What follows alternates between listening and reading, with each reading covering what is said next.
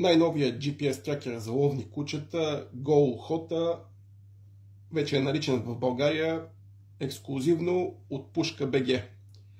Представяме ви устройството, което е най-новата версия на производителя ICAR.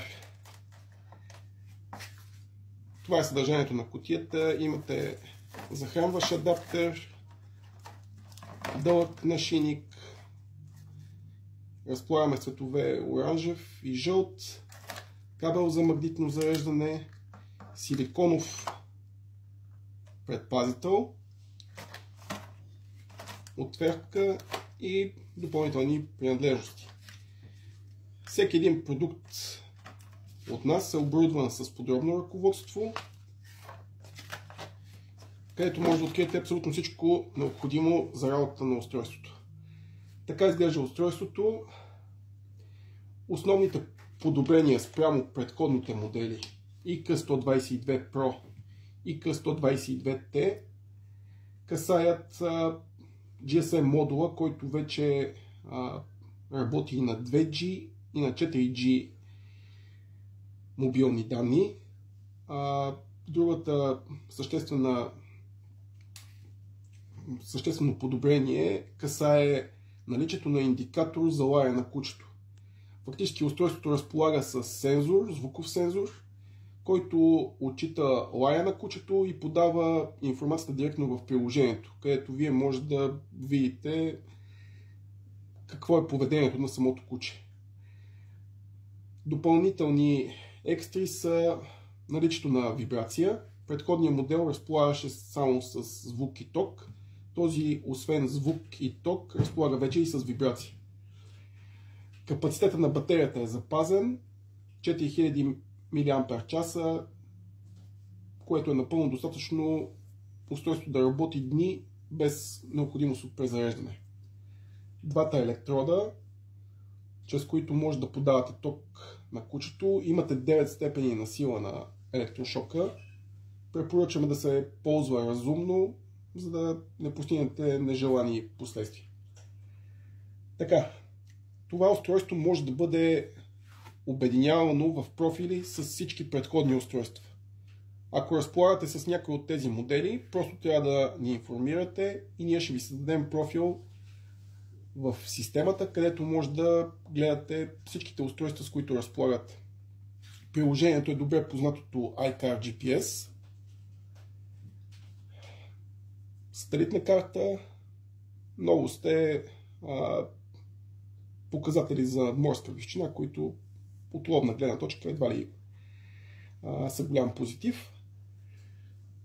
Ето, в конкретния случай това устройство е комбинирано с устройство от предходния модел. Може да си изберете кое конкретно устройство да гледате, както и да гледате двете устройства едновременно. Но сега ще се съсредоточим вниманието си върху новия модел GoHota. Така, на самата карта имате добре познатите фокуси, фокус върху самия тракер, върху вашето местоположение или фокус върху двете устройства, мобилния ви телефон и самото GPS устройство. Имате допълнителни функции, които позволяват опресняване, запис на звук и така нататък. Устройството разполага с възможност за двупосочна връзка. Освен микрофон, има и високоговорител, с който може да комуникирате ефективно с вашето куче. Така, в секция настройки вече откривате трите символа от модула за дресура, звук, вибрация и електрошок. Нивото на електростимулация, поради не до там уместния превод на сътрудници, с които работи компанията, в момента приложението не показва нивото на електростимулация. Подали сме информацията към производителя и се надяваме, че в близките 2-3 дни преводът ще бъде адаптиран, така че да можете да избирате конкретно ниво на електростимулация. При стария модел Ето, виждате, с плюса и с минуса можете да увеличавате нивото на електростимулация. При новия модел чакаме подобряване на превода. В момента китайският производител възлага превода безплатно явно на хора, които не са специалисти, които нямат представа как се разработват мобилни приложения и как да бъдат респонсив на отделни устройства. Затова са предложили този налудничев превод, който не се събира и съответно не може да изберете конкретна стойност за ниво на електростимулация. Както казах, вече сме подали тази информация към производителя. В следващите 1-2 дни превода ще бъде адаптиран, така че да може тази функция да е видима и да се използва ефективно. Останалите функции са добре познатите и от предходните модели. По-същественото е тази опция Bar Detection. Тя също подлежи на превод. Тя касае сензора за звук, който отчита фактически лая на кучето.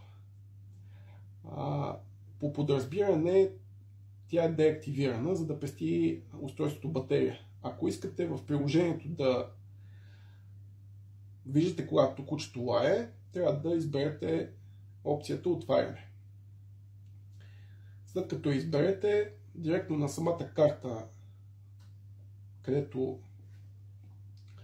следите вашето куче, ще ви изписва информация за това, че кучето лае, като тази информация ще стои активна за около 30 секунди. Останалите функции са добре познати от предходните модели. Предстои създаването на по-подробно видео, в което ще изясним отново тези функции. Иначе да се върнем на самото устройство. Магнитно зареждане, високоговорител. Това е слота за SIM карта, където се поставя SIM картата. Ние сме единствената компания в България, която предлага SIM карти, работещи на всички български оператори, на трите български оператора. Автоматично превключващи между операторите, в зависимост от това кой оператор има най-силен обхват. Да кажем, ако в едно ловище имате обхват на силен на Viva.com, картата ще работи на Viva.com, в друго ловище, ако имате обхват на A1, картата ще работи на A1. Когато купите карта, SIM карта и устройство от нас, ние директно я поставяме в слота, с което ви спестяваме време и усилия. В самата кутия ще откриете стикер, където ще видите спецификация на самата SIM карта и до кога е валиден пакет.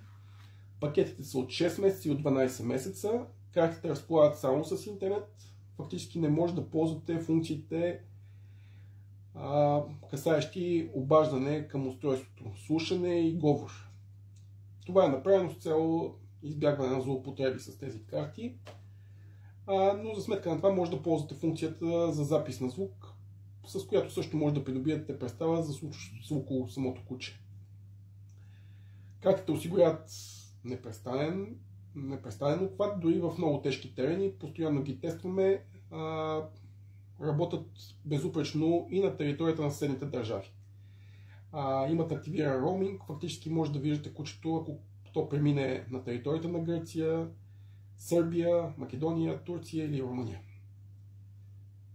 Отново е запазена светлинната индикация. При постоянна оранжева светлина имате установена GPRS връзка. При постоянна синя светлина имате установена GPS връзка.